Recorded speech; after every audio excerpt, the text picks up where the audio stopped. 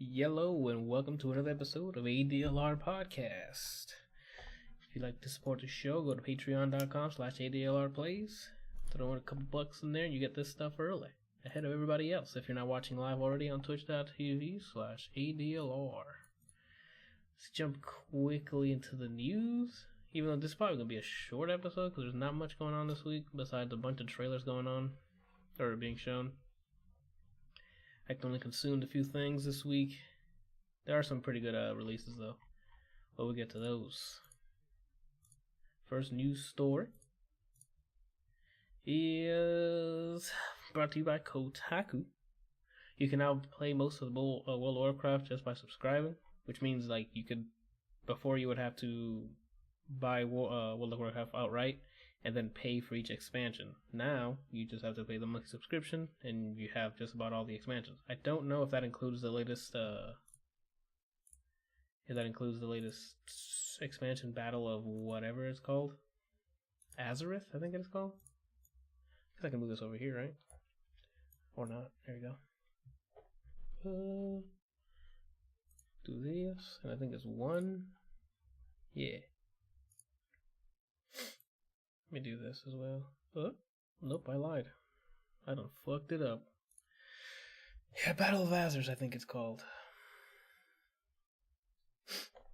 But no, it'll cost $50 for that. So you'll pay $15 to play all the older ones, but $50 for the new expansion is coming out later in August. Actually, August 14th, so only a couple weeks now. Which I think is a pretty good move. That way people who are just starting don't have to pay a bunch of fucking money just to play all the expansions. The question is, are they going to just add this expansion later on to part of the subscription? Like the next year, or the next expansion after Battle of Azeroth, Azeroth, do they just bundle this in with the $15?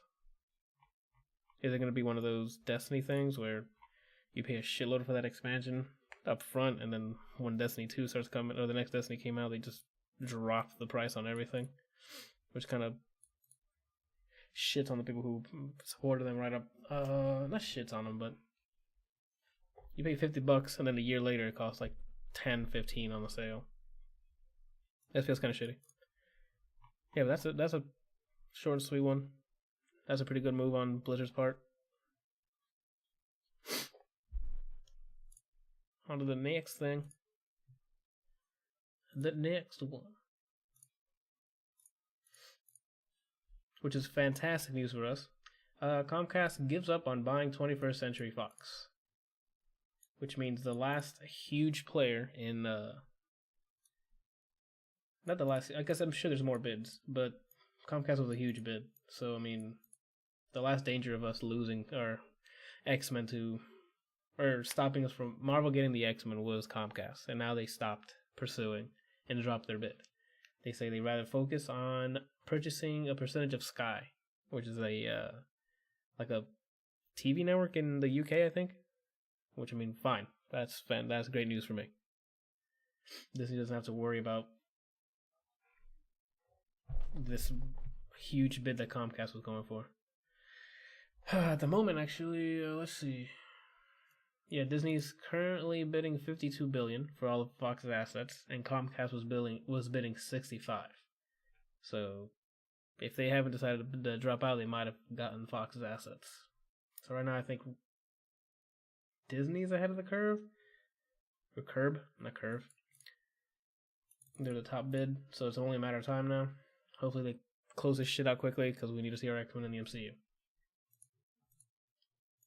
Don't know about you guys, but under Comcast's rule, that wouldn't have been good for the movie, or anything. That would have been terrible. Speaking of movies, the next Zombieland is gotten official. Let me try that again. The next Zombieland has a release date. The release date is October 11th of next year, not this year, because that'd be quite the fucking bomb to drop. They mentioned that everybody from the first one is still in it. Emma Stone, Woody Harrelson, Jesse Eisenberg, and Abigail Breslin are all going to be back in the sequel, which is great. I mean, how long has it been since the first one? Yeah, 10 years since the first one. So, I mean, everyone's going to be a bit older. So I wonder if they can do some time jump, or they're just gonna try to give him a makeup treatment, make him try to look younger or whatever. That'd be pretty cool though. To find out how long this zombie apocalypse is going on. So if they do jump 5 to 10 years later on in the story, that'd be pretty cool to watch. I'm excited for it. I'm waiting for a trailer, I guess. That'll be coming up probably earlier next year. Or maybe later on this year. Who knows? Another announcement, I guess this came from Comic-Con as well. Iron Fist Season 2 comes out September 7th. I myself haven't even seen Iron Fist Season 1. I think all the negative reviews just turned me off from it because it came after Luke Cage, and Luke Cage I was lukewarm with. I'll be here all week. And then seeing that Luke Fist, I'm an idiot. Iron Fist got lower reviews than Luke Cage. I just didn't bother at that point. I heard about it, didn't want to continue. I didn't care.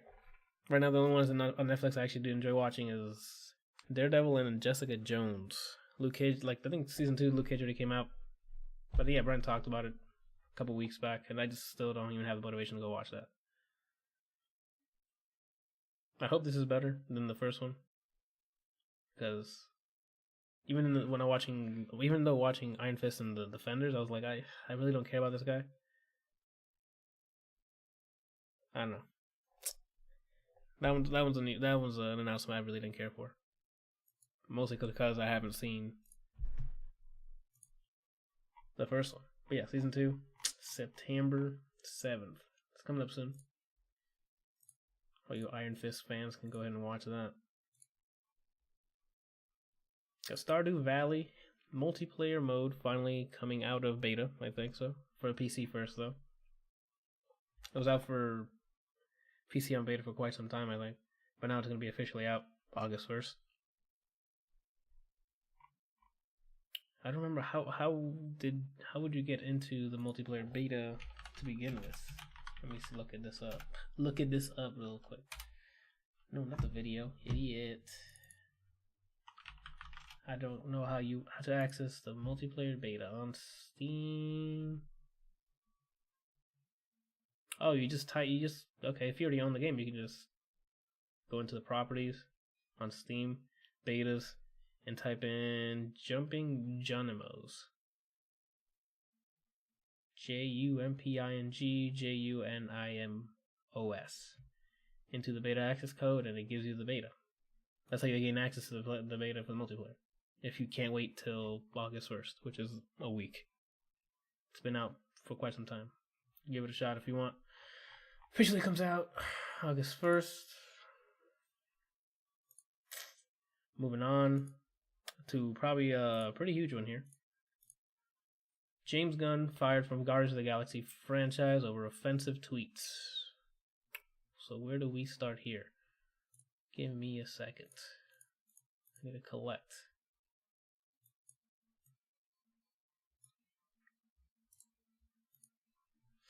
Collect myself. So let's start with how the whole thing started. There was the story is a guy named Michael Shervosk, Michael something, sure, whatever it is, began unearthing a bunch of tweets that James Gunn had posted, 6 to 10 years ago. Disney picked up on those, I guess, or saw them, and just cut all ties with James Gunn for Guardians of the Galaxy Volume 3. They just booted him out for things he said 6 to 10 years ago. Things that he's had interviews with or about, and even claimed that it was a terrible thing to say.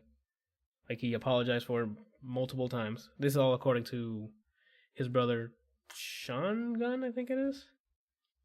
He posted quite a lengthy Twitter thread about his brother, and that's just not the person he is.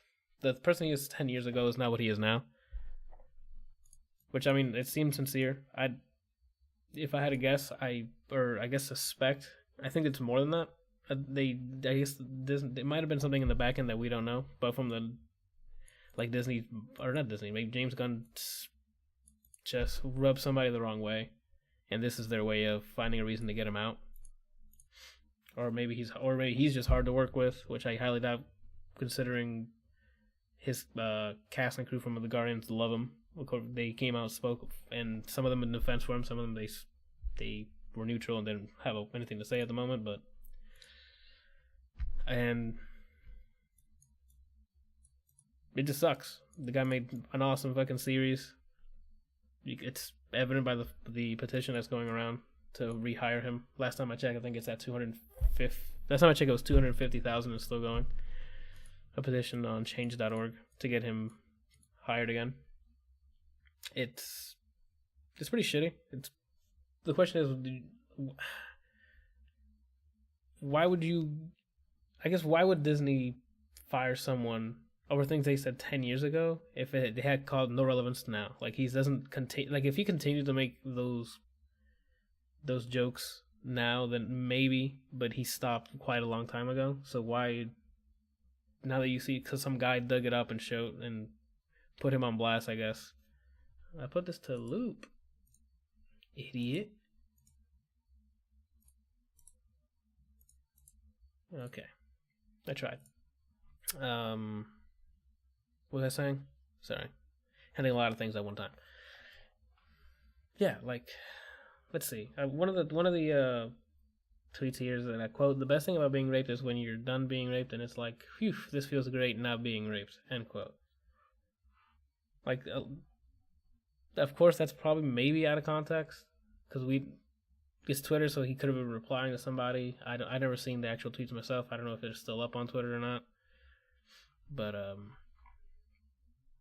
yeah, like I guess yes, you should be held responsible for what you say on social media, but if they're like recent, I guess, like if it was like 5-10 years ago, you just don't do those things anymore, say, or act outlandish in that way just to get a reaction from people. Like, that's old. He's not doing that. I don't know.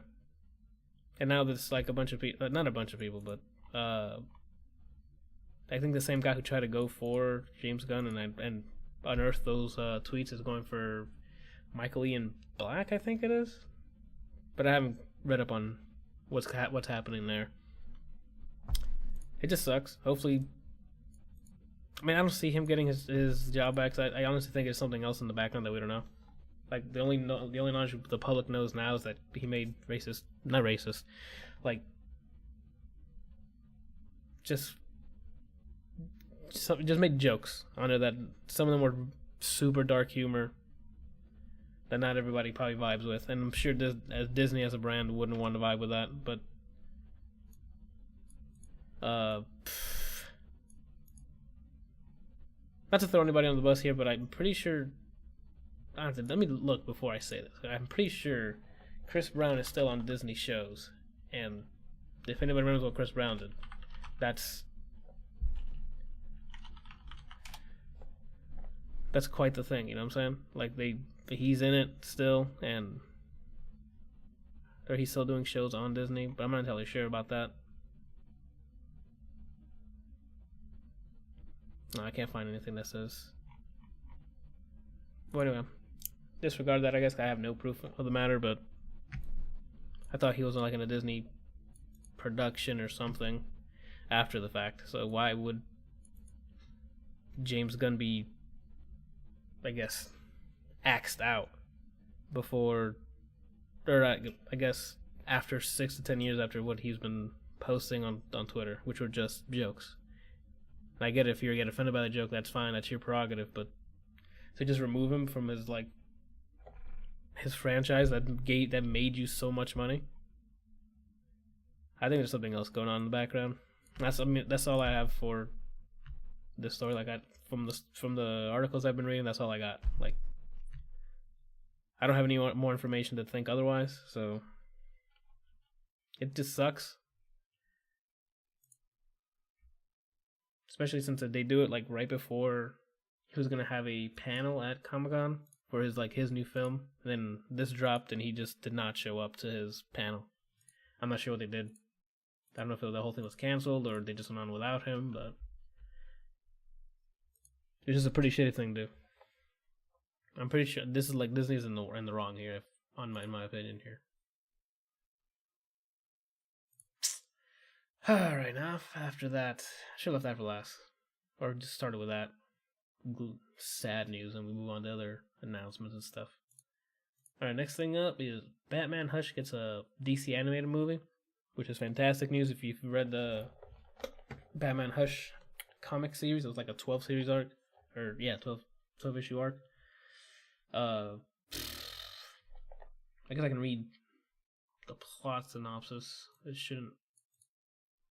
No, because it might have a spoiler. So no, it's basically there's a serial killer going around Gotham with bandages wrapped around his head, and finding out who this guy is pretty much a plot twist. And this Mr. Detective Bruce Wayne Batman on the scene trying to figure out who it is.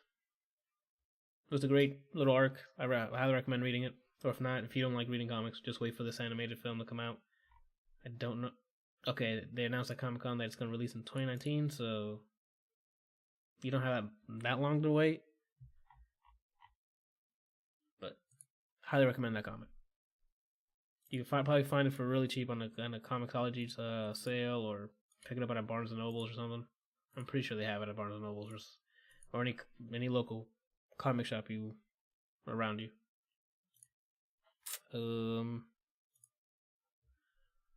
What's next? Oh yeah, the DBZ fighters, or DB Fighter Z. I guess the Switch edition now have different modes. Give me a sec.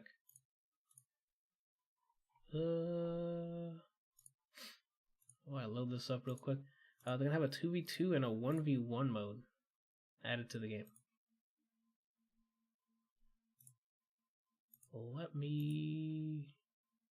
I'm just clicking everywhere. I'm so sorry.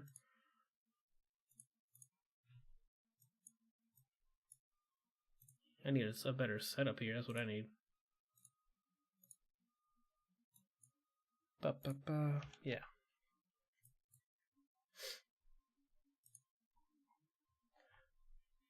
Well, the Switch version will be coming out September 28th. And the player will include a 1v1 and 2v2 matches, and a 6-player offline party mode match. Now the question is, will this be added to the other versions? Because having those 1v1 and 2v2 matches, I think, should have been in day one, but who am I? You know? Excuse me. It doesn't mention any.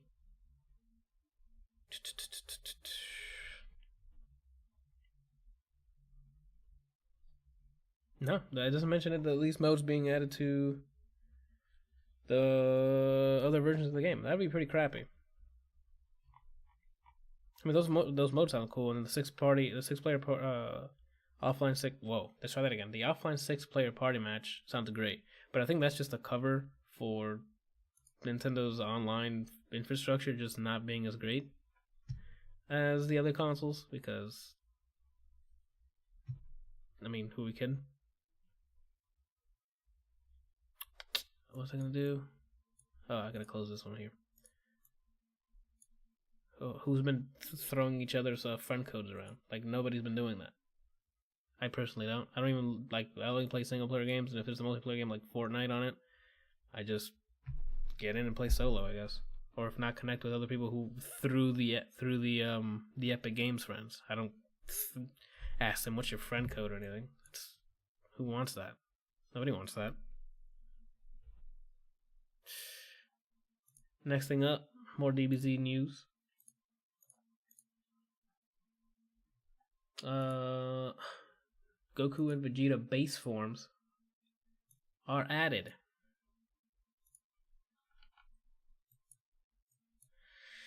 Man, why Why another? Why two more slots filled with the same character? Or two slots but the same character, like characters are already there in different forms. I personally don't agree with this, but yeah, they look cool. They play like. I mean, I don't know. I don't know what they play like. I haven't had my hands on them, but yeah, they're getting added, and I don't even give one. Like these aren't like why? Why these characters? Out of the plethora of characters that you can add, even if they're gimmicky or joke characters, like Chaozu. I'd rather have Chaozu than these two, than any of these two. There's already a Goku in the game. Why do I get it? I'm sorry, there's not already a Goku. There's like 3 of them already. And as much as I love Goku, I don't need another one. Fucking Dende would have been a better character to add because it's different. Hercule, Master Roshi. Like why are these characters? Especially, is this like part of a character pass or something? Like, people are getting the same characters over and over again for a season pass. If you're sending me a season pass, make sure they're all different. Not only in mechanically, like look, like different characters. I don't know. I don't know. Hopefully they do better next time for their character pass or whatever this is. That's just shitty.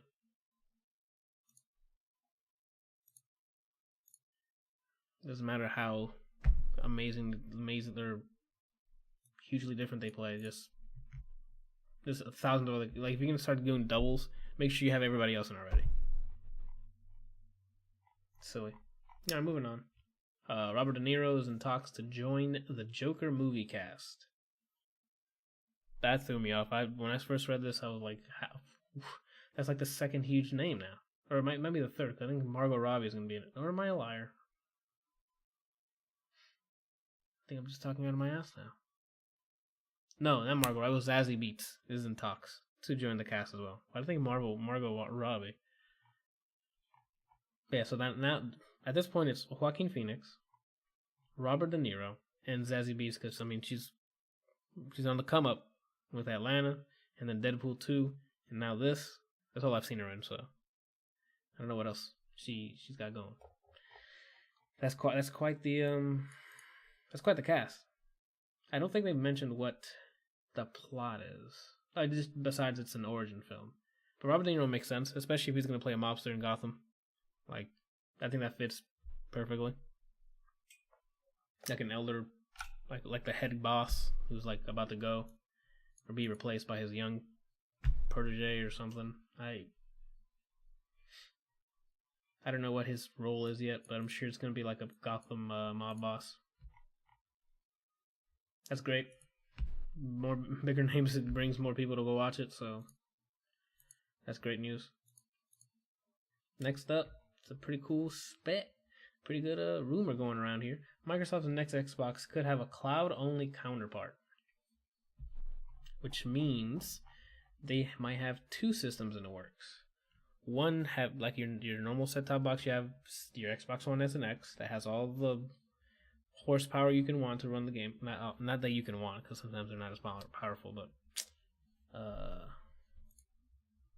yeah. The second one is a cloud only base, so it should, from what Thurrott, I think his name is, Paul Thurrott. Is it Paul Thurrott? Is where the source come from. Anyway, it would have, quote, limited amount of compute, end quote. It would just be enough power to handle things like controller input and visual output, like just an HDMI or something to push the video from the incoming video stream that you're getting, and maybe including collision detection. So it'll do some processing, I guess light processing, even though the collision detection is pretty math intensive. Not sure why that wouldn't be in the cloud as well. I guess it's to subsidize the cost, so you can have a little small, like a phone or something. Not the size of a phone, but like or like the Raspberry Pi. Like it's some. It's not gonna be that big, I'm assuming, but or that small. Something small enough so you can plug in all the controllers. All it does is load up an OS that has like the Xbox app on your phone on desktop, and put, hey, I want to play this, and boom, it'll start loading up the game and playing. Similar to the GeForce Now that I was speaking on 2 weeks ago, a week? I don't even know. Time flies, or time doesn't fly fast enough. I don't know. It'll be just like that. Like I said for the GeForce Now, I literally just hit play and it just started playing it. I messed with the graphical settings, which I don't know if Xbox will allow you to do that, because I'm sure they're gonna have it so you can play the same quality on both Xbox, whether you're streaming it or playing on the local hardware. I think this is a good move to have it as an option. If they were just making if the next Xbox would have been just the cloud thing, I would have been like, okay, that's quite a gamble. But I think it would have been ballsy to do it. Like they've been trying to do this cloud thing, or start this cloud thing since they announced Xbox One. Everyone hated the idea. Oh, you're always connected, and those were the building blocks. People just hated it.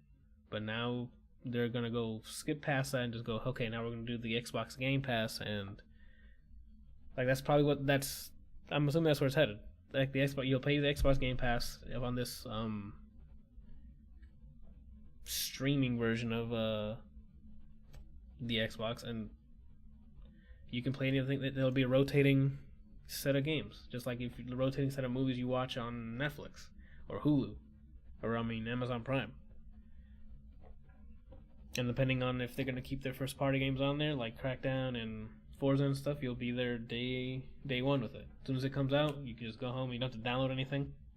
You can just hit play and it'll start playing. That's quite convenient. Problem is, actually, no, that might be why they have two sets.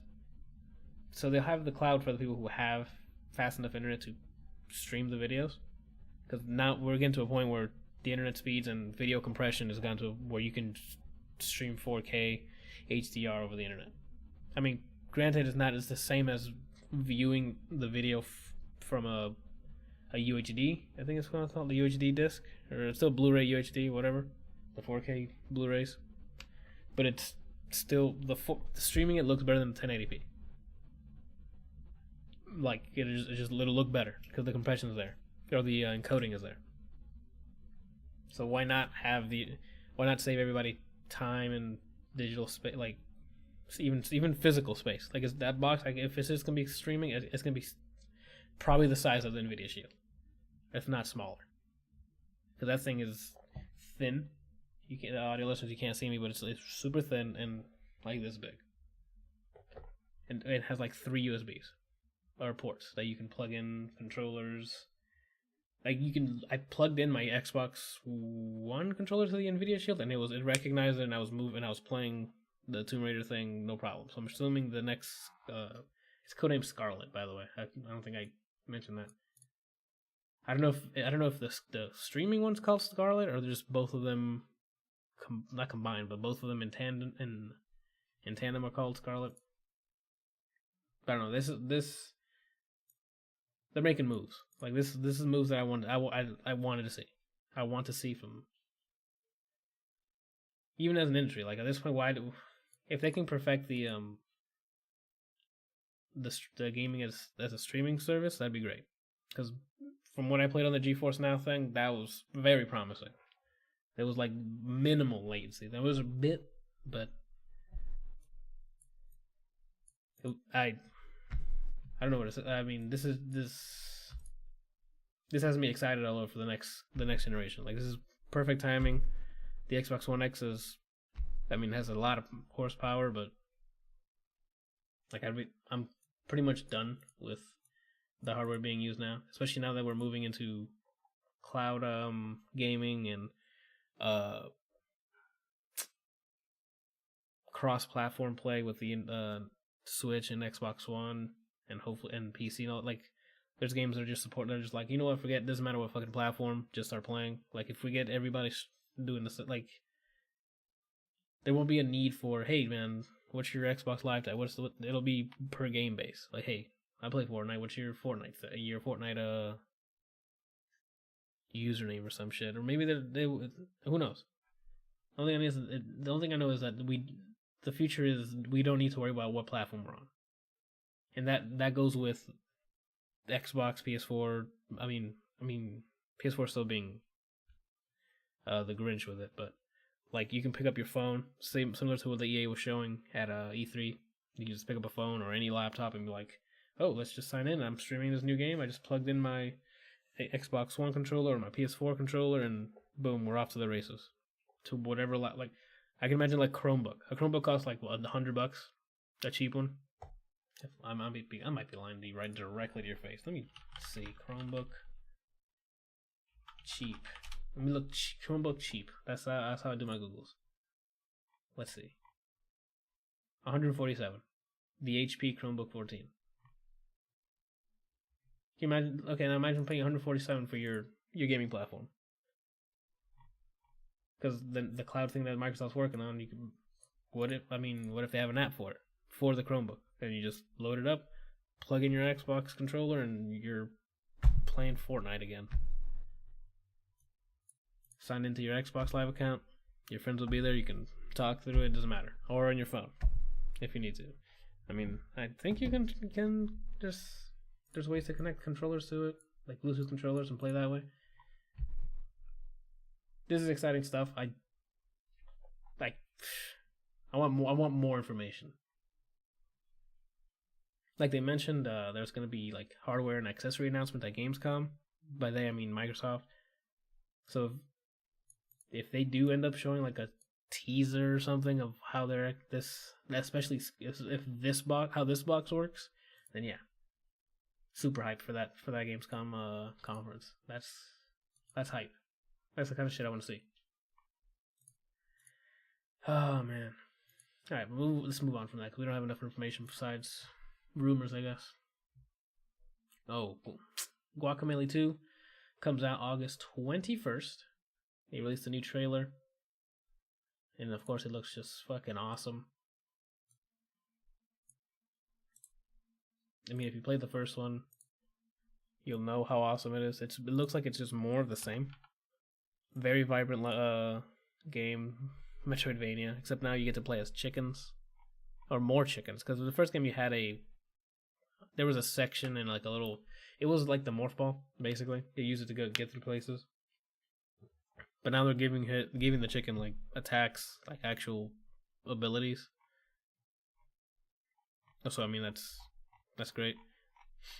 I guess today's announcement was just a little bit more details on some of the mechanics for the game.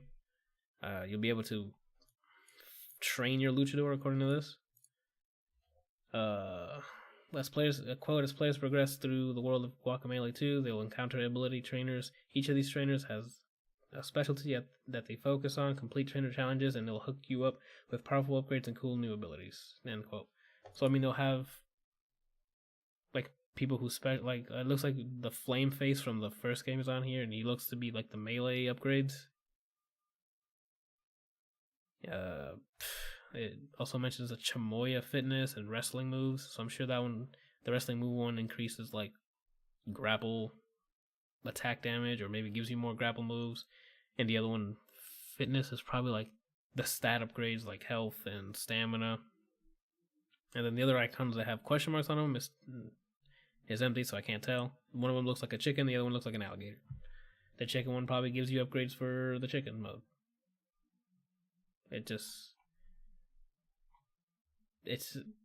looks and feel. It looks like the old game. It looks like it's more of the first one, and you cannot go wrong with that. That game is so much fun, especially now you can play with multiple. Not now, because I guess the Super Turbo unlocked the ability to play with 4 players, but that's back. So 4-player co-op playing a Metroidvania. That's like I have no doubt this game will do well, but this game needs to do well. Like it's great. I cannot recommend it more. fantastic. And the end of the news comes up with Boundless is announced, and the announced trailer. This game I put on here because it looked interesting. It looks like it's by what's written in the blog post. It seems like a Minecraft No Man's Sky. It's all voxel, but you can travel between different planets, and they're all different.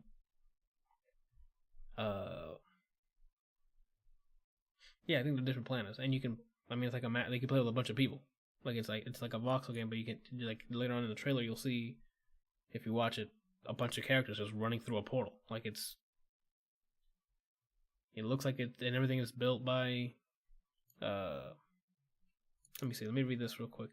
Quote, everything in the universe of Boundless other than the natural environment is built and run by players. There's a whole universe out there with settlements to be built, trades to be made, and creatures to hunt. Everybody's free to pursue whatever they like, so start exploring and play the game your way. You can be a mighty warrior, a wealthy merchant, or maybe an expert builder, end quote. You can get, so you can, they even mentioned that you can arrive on new planets. I don't know, it seems like a voxel version of No Man's Sky. I don't know. It looked interesting. I say keep a lookout on this. Keep a lookout for this. Comes out September. Doesn't say what day though, does it? Oh, September 11th. That's when it comes out. That about does it for the news, people. Or news that I remember to put on here. We'll move on to what I've been consuming for the week, which isn't much. 2 TV shows finished watching. For all the anime fans out there, I watched FLCL Progressive, which is this. I guess this. I don't know if it's a remake because everything is labeling it as season 2 for Fully Cooley. Where can I start? I think it's more of the same. It's over the top scenarios. The characters, there is some returning characters. They're all wacky, and it's quite the comedy. But there's also some ridiculous action sequences. The new character is I guess they follow 2 characters in a way. No, I guess the main character is the girl. It's basically like a very what's the word? I'm gonna say lonely. That's not the word I'm looking for. Like shut in, a very shut in girl. Goes to school all the time, grunts at people. Basically a female version of Brian when he's on this podcast. Doesn't say much, keeps to herself, wears these headphones that were left to her by her father, who went to the plant, which is the same type of plant that was in the first one. The first season anyway. With the little steam, the plancha in Spanish, if you will. Yeah, but then she ends up running into Haru, I think her name is, from the first season. And another lady with a bat. Quote bat. It's actually a guitar that you can rev and attack people with it. It's short, it's just like the first one. It's like 6 episodes, I think. It's great. It's just it's quick, short, funny, over the top. It didn't suspend your disbelief in watching this because they just do things, and I don't know if they have been explained before or not, but it's just fun. I highly recommend watching it. It's short, like again, 6 20-minute episodes. You'll fly through it in an evening. It's great. That's just my review for that. Just go watch it. It's fun. It's awesome. And then I finished watching season 2 of Riverdale. Now, I won't talk much about the season because there's a lot of... The show has a lot of plot twists, I guess, if you will. So for those who haven't seen Riverdale in general, I guess I'll talk about the first season, so I won't spoil much. So the first season starts with a character being murdered, and I think most of the season is trying to figure out who killed the one character. Season 2 picks up after season 1, but I can't spoil anything of that. In the season 2, there's now just that one murder. There's multiple murderers, not murderers, murders. So they're trying to find out in season 2. They're trying to find out who the serial killer is, and within that, they've woven in politics, mobsters. So there's a lot of like mob-like drama going on. The characters are actually having some significant arcs. There's a bunch of like civil wars within the town of Riverdale. The characters are great. The music's okay. Like there's portions where they sing because it's like a it's a teen show. So there have like singing up, like there's a musical episode that just broke the pacing for me.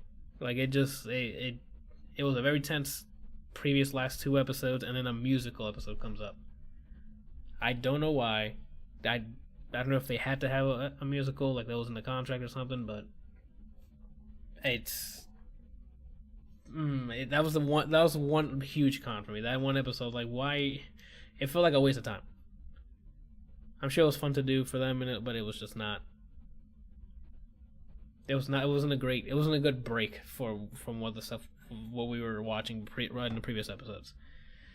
Other than that, it was 22 episodes, I think it was. Hour-long episodes for season 2. It was good. Murder, if you're into the murder mysteries, or mobster, or mob movies, they have elements of those sprinkled along and woven into each other. Highly recommend it. If you haven't seen Riverdale, I think the first season was really short. They're like 10 or 13 episodes. So give that a go. If you didn't like the first season, you probably won't care. If you didn't care for it, you might not care for this one, because it's more of the same, but like with higher stakes. Yeah, go. It's another recommended. Give it a shot. And then the consuming for the week. Listen to the Internet Hive Mind. This is gonna be short and sweet because I heard the album I think twice now. First time because I went through it and I think I like one song. Not because I think the rest are bad. It's because they were all very good and chill and smooth, and the instrumentals were fantastic. Sid vocals on them were great, and they have I don't know who the other vocalist was. They had another person do some tracks. If I'm used to from Ego Death, I think the only vocalist on there was Sid, but I don't know who the other person was. Hold on. Let me look them up real quick on Spotify. Yeah, it was one, and it happened to be It Gets Better with Time. And that's the track that I'm like, okay, that one I can stick. It came in because for some reason, like, even though there were great vocals by the Sid and whoever the other guy was, I think the instrumentals were way better than the vocals, and to the point where like I didn't care for what they had to say. I just wanted to keep hearing the instrumentals. So I don't know. They were all great instrumentals. The songs were all right. They were as good as they can be right before they can be added to my library. I don't know how to explain that. Oh no, it was a very smooth album. I think it's not like Ego Death, which might have been why I guess I was turned away from it, because Ego Death had just a bunch of, I don't know, there was like more, I guess because it was more upbeat. I was used to having, I don't even know how to explain it. Yeah, it was more upbeat. Hive Mind seems very chill, very slowed down, but the instruments still were great, if that makes sense. Yeah, I say give it a listen, see what you guys see what you guys think. But it's a very chill and calming album. I definitely still prefer Ego Death over Hive Mind in the album. That's about it for what I consumed this week. It wasn't that much. Stuff were popping up. We'll just move on to the notable releases for this week. We're gonna start with games. There's like 6 things on here that I'm like, okay, they might want to know about this. First up is No Man's Sky Next, coming out for Xbox One, which will be also an update that's coming out for the PS4 and PC. As of this recording, I think you should be able to download that update, which I will be playing and streaming this sometime this week. Twitch.tv/ADLR if you want to watch. Yeah, we'll be downloading and trying it again because on paper, the stuff that they mentioned sounds fantastic. So, definitely gonna check that out.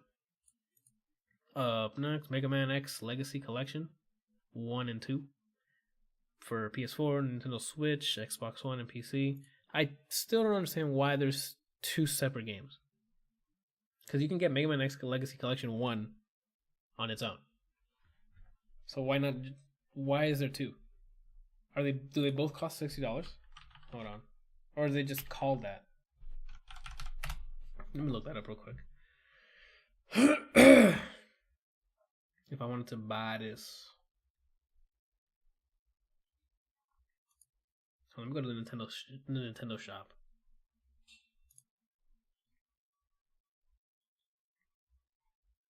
I think that is the case. You have to pay for them separately. Okay, but there's $20 for the first one. Hold on, let me go to Amazon. Let me legit go to Amazon real quick. Or GameStop, I guess. I see. Okay, so you can buy them digitally separate. So Mega Man Legacy Collection 1 is $20, and 2 is $20. Or you can get the physical version, like a disc. You can put into your console for $40. So why not just make one? Why not just make Mega Man X a Legacy Collection? Have they spoken on that? Like, why the hell do they make 2? Because they did the same thing with a previous Legacy, the Mega Man Legacy Collection, the 1 through 9, and they split them up. Why? Especially if you're releasing them both on the same day. I don't know. That really just that bothers me. That bugs me. Anyway, let's just move on. The Banner Saga 3 coming out for PC and what? Oh, let me back up. The Banner Saga 3 on PC, PS4, Xbox One, and Nintendo Switch. I never had a chance to play this. I think this is a strategy game. These guys made 2. Yeah, obviously it's the third one. They made 2 previous ones that were, I guess, critically acclaimed. Because every time I've heard about like best ofs for the years they were strategies, they were on that list for best strategy for the. I think it was best strategy for the. Hold on. Banner Saga 2, not Sage. Saga 2 awards. Let's see. Let's take a look. Oh, IMDb can do that? Oh no, they got art direction, game franchise. Okay, best original score. Okay, unless IMDb's just out of sync here, or just, you know what I'm saying. Up next, YS Memories of Celceta. If I'm not mistaken, this is an action RPG, just like the previous ones. No, I want a trailer. Thank you, idiots. What? But yeah, I think it's an action RPG. I think I see my brother play one of the older ones, and you're hacking and slashing away using mana and all that. It's your typical. I don't know anything about the story, but if you're into it, give it a shot. This trailer is not showing me what I want to see. There we go. Unless they changed the battle system or something, but I'm pretty sure it was supposed to be action RPG. Yeah, it is. Okay. The split second of fucking combat they showed in this trailer is it's real time. Like it's not turn based.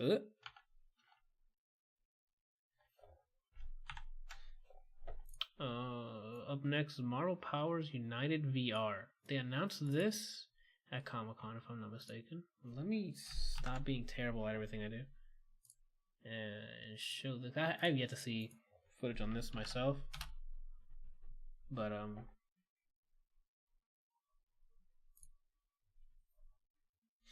it's being published by Oculus Studios,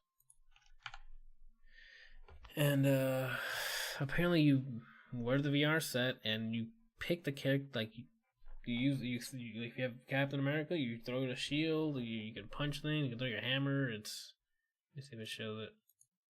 I don't care about the kids. Okay, they're not really showing anything. I guess the trailer was just, hey, look at this pre-rendered game or cutscene.